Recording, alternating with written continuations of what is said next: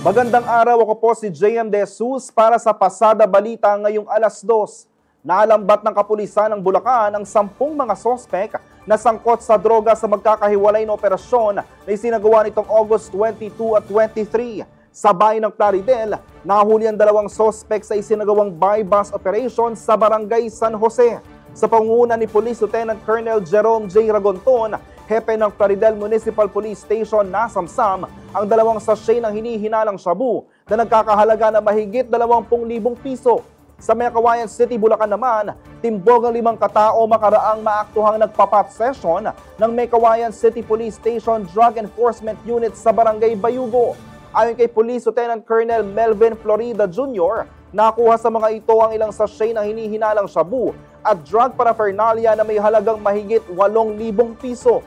Sa bayan ng Hagonoy, San Miguel at San Ildefonso naman, arestado ang 3 sospek sa magkakahiwalay na anti-drug operation. 12 sachet ng hinihinalang droga ang nakumpiska sa mga ito na nagkakahalaga ng mahigit 22,000 piso. Nahaharap ang mga salarin sa paglabag sa ilang probisyon ng Republic Act o RA 9165 o Comprehensive Dangerous Drugs Act of 2002.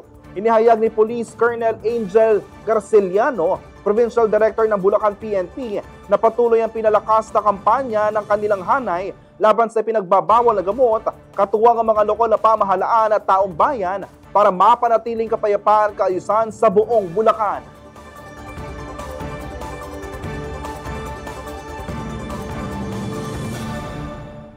Para sa iba pang balita at updates, tutok lang sa Pasada Balita mamayang alas 4 ng hapon. Ako po si JM De Jesus. Magandang araw po.